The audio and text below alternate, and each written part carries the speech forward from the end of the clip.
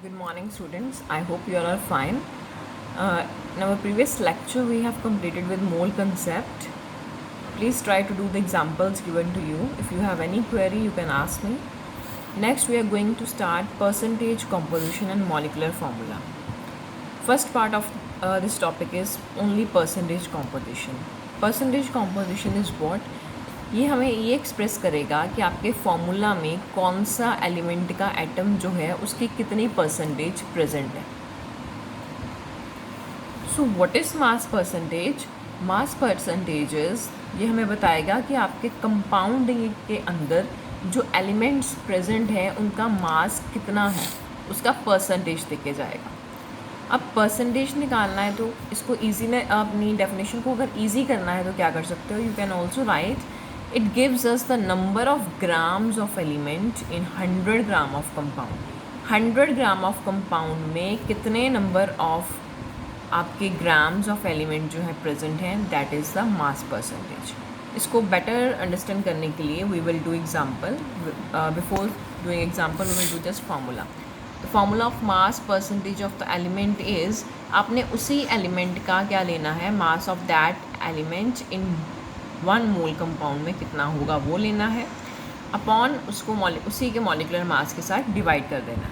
जैसे अगर हम लोग एग्जांपल लेते हैं, for example we are taking here glucose. Glucose is C6H12O6.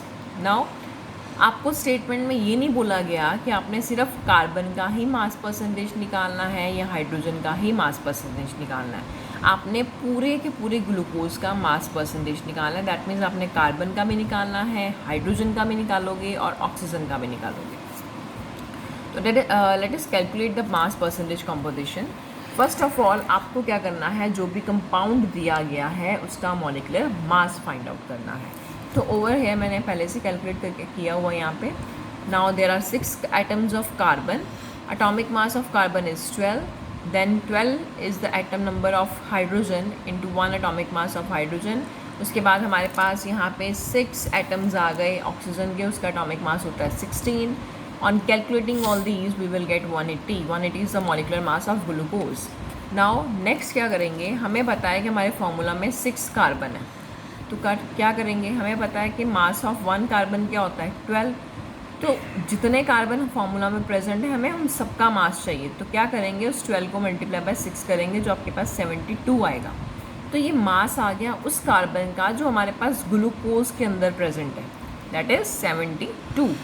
Now mass percentage निकालने के लिए क्या करेंगे, मास ऑफ एलिमेंट जो कि कंपाउंड में प्रेजेंट है डिवाइडेड बाय उसका मॉलिकुलर मास क्या है कंपाउंड का, मल्टीप्लाई बाय 100. आपके पास आएगा 40.0%. सेम मैनर में 12 हाइड्रोजन्स थे तो 12 इंटू 1 कर दिया हम लोगों ने मास परसेंटेज निकालने के लिए 12/180.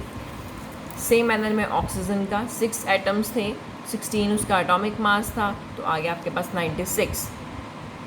Next is mass percentage oxygen का निकालना है, तो क्या होगा 96 उसका वेट आ गया, फॉर्मूला के अंदर कितना है ऑक्सीजन का, डिवाइडेड बाय 180 इंटू 100. तो you will get percentage of all the elements जो आपके ग्लूकोज के अंदर प्रेजेंट रहेंगे. नेक्स्ट मैंने आप लोगों के लिए 2 to 3 एग्जाम्पल्स यहाँ पे रखे हैं. मैंने हिंट्स आपको दिए हैं. एटॉमिक मासेस आर गिवन, आप इनको कैलकुलेट करना है जैसे ग्लूकोज का हमने भी निकाला सेम मैनर में. Just check your answers. अगर कोई क्वेरी होगा तो डू इनबॉक्स में. सो यहाँ पे आपको मैंने फर्स्ट जो एग्जांपल दिया है दैट इज़ आपने मास परसेंटेज कंपोजिशन निकालना है कॉपर पायराइट का. कॉपर पायराइट में कॉपर है, आयरन है और सल्फर है. आपको इन तीनों के एटॉमिक मासेस गिवन है. मैंने तीनों का आपको मॉलिकुलर मास गिवन दिया हुआ है. What you have to do, पहले कॉपर का सेपरेट निकालो, फिर आयरन का निकालो, फिर सल्फर का निकालो, सेम मैनर में जैसे ग्लूकोज का निकाला था. नेक्स्ट एग्जाम्पल में I have given you urea NH2CONH2, जिसको आप ऐसे भी लिख सकते हो CONH2 twice. And third example is copper sulphate of, उसमें फॉर्मूला रहेगा CuSO4.5 water molecules. Hydrated molecule हो गया, हाइड्रेटेड कंपाउंड हो गया कॉपर सल्फेट का, क्योंकि इसमें 5 वाटर मॉलिक्यूल्स हैं. अब इसमें अपने सभी को सेम मैनर में निकालना है जैसे हमने ग्लूकोज में निकाला था. सिर्फ एक का कॉपर लेके चलोगे, सल्फर है तो एक एटम है, ऑक्सीजन को 4 नहीं लेके जाओगे. टोटल कैलकुलेट करोगे कितने ऑक्सीजन हैं, 5 है, तो 5 के अकॉर्डिंग अपना आपने सॉल्व करना है इसको. अगेन इसमें भी आपको एटॉमिक मासेस गिवन है, दोनों के मॉलिकुलर मासेस भी गिवन है आपको. Just calculate and check your answers. So percentage composition हमारे लिए एक इम्पॉर्टेंट टॉपिक है, बिकॉज इसको करने से आपका जो नेक्स्ट आर्टिकल आता है that is empirical formula and molecular formula, वो ईजी हो जाता है सॉल्व करने।